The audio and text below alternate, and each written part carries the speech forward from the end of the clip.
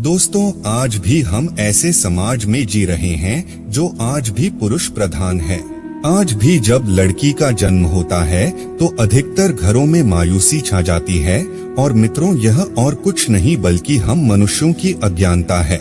लड़की को बोझ समझते हैं, परंतु आपको जानकर हैरानी होगी कि लड़की का जन्म हर किसी के घर में नहीं होता, बल्कि उसी के घर होता है जो भाग्यशाली होते हैं और अपने पुण्य कर्म अर्जित किए होते हैं।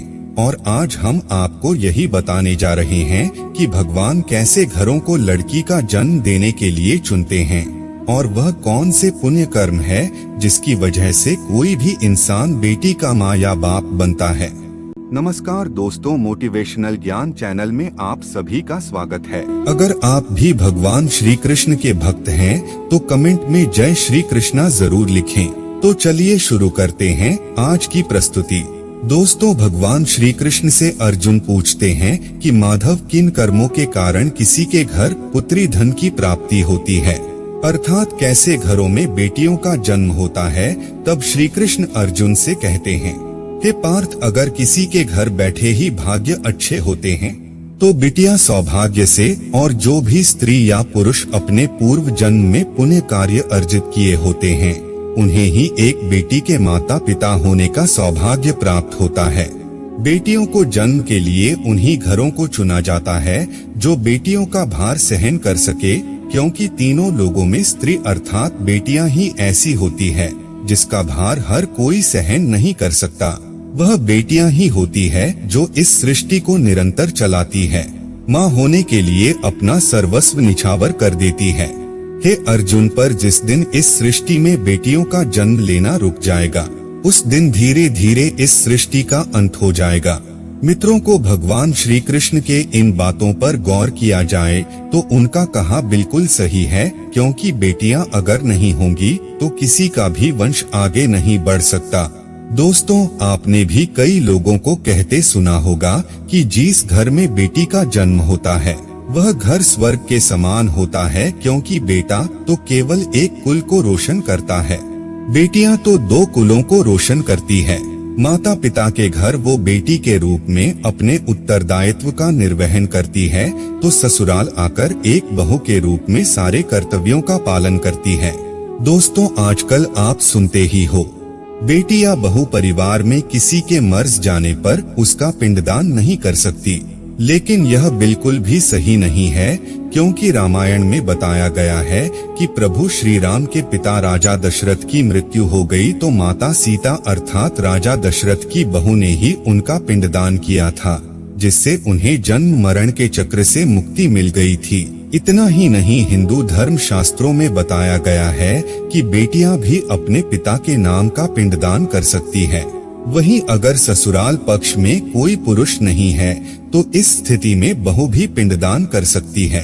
इसलिए मित्रों, वह लोग बहुत किस्मत वाले होते हैं जिनके घर में बेटी जन्म लेती है। वही वह परवल किस्मत के होते हैं जिनके घर एक से ज्यादा बेटियां होती है। शायद यही कारण है कि बेटियों को लक्ष्मी कहा गया है।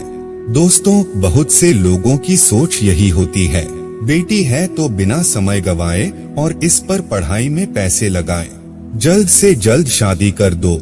लेकिन यह सोच एक बेटी के भविष्य को बर्बाद कर देती है।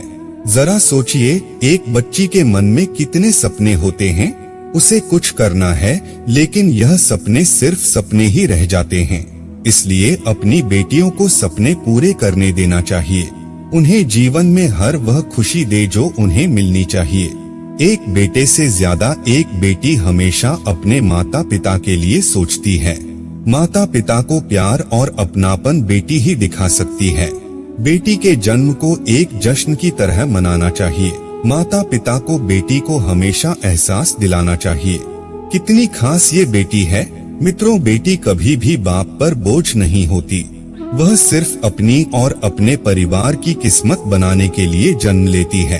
एक कथा के अनुसार दो मित्र लंबे समय के बाद एक दूसरे से मिले। एक दोस्त ने दूसरे से उसका हाल पूछा तो जवाब में उसने कहा कि मेरे हाल तो एकदम बढ़िया हैं और हो भी क्यों ना मेरे दो बेटे जो है। तभी वह अपने दोस्त से पूछता कि तेरे घर में कितने बच्चे हैं। दोस्त खुशी के साथ बताता है कि मेरे घर में 2 बेटियां हैं। उसका दोस्त भगवान का शुक्रिया अदा करता हुआ कहता है कि मैं धन्य हूँ, मेरे घर बेटियां नहीं। यह सुनकर पिता की आंखों में आंसू आ गए। तभी उसकी बेटी पिता के मित्र से कहती है कि अंकल, भगवान हमेशा भाग्यवान को ही बेटी देते हैं, कभी गरीब को बेटी के रूप में माता लक्ष्मी नहीं देते। भगवान उसी को पुत्री का सुख देते हैं जिसके अंदर पालने की सामर्थ्यता होती है, जो गरीब होकर भी अपनी बेटी को पाल सकता है। एक बार स्वामी विवेकानंद वैष्णो देवी की सीढ़ियां चल रहे थे। बगल से किसान अपनी बेटी को कंधे पर बिठाई चढ़ाई चढ़ रहा था। तभी स्वामी विवेकानंद ने कहा कि बाबा, आपकी बेटी का बोझा आपको लग रहा होगा, इसको मैं उठा लेता हूँ और माता वैष्णो के दरबार तक ले चलता हूँ। सबके सामने स्वामी विवेकानंद से कहा कि बेटी कभी भी बाप के कंधे पर बोझ नहीं होती। बेटियां अगर बाप के कंधे पर हो तो वह हर बोझ को हल्का कर देती है। मित्रों, बेटियां कभी भी धन की भूख ही नहीं होती, जो सिर्फ मांग और सम्मान की भूखी होती है। अब सोचने वाली बात है कि कौन सी कर्म के बाद आप किसी के घर लड़की के रूप में जन्म लेते हैं और उनके घर के लिए लक्ष्मी का रूप साबित होते हैं। गरुड़ पुराण में बताया गया है कि जब आत्मा को नया जन्म मिलता है, तब आत्मा को शरीर के अनुसार व्यवहार में चलकर अपने कर्म करने होते हैं। शरीर के जरिए कर्म करके ही एक आत्मा अपने जन्म के उद्देश्य को सार्थक भी बना सकती है और निरर्थक भी। यदि कोई पुरुष महिलाओं का आचरण करता है, स्वभाव में महिलाओं वाली आदतें ले आता है या वही काम करना चाहता है जो एक महिला को करना चाहिए, तो ऐसे ही पुरुषों का आत्मा स्त्री का शरीर धारण करती है। वही गरुड़ पुराण में बताया गया है, यदि कोई व्यक्ति मृत्यु के अंतिम क्षण में किसी स्त्री को याद करते हुए प्राण त्यागता है, तो वह अगले जन्म स्त्री के रूप में जन्म लेता है। वही अगर वह अंतिम क्षण में परमेश्वर का नाम लेता है, तो वह मुक्ति के मार्ग पर अग्रसर हो जाता है। अगर यह वीडियो आपको पसंद आई हो तो लाइक और शेयर जरूर कीजिएगा। अगर आपने हमारे चैनल को सब्सक्राइब नहीं किया है तो जरूर करिए। और हाँ, वीडियो को अंत तक देखने के लिए आपका बहुत बहुत शुक्रिया।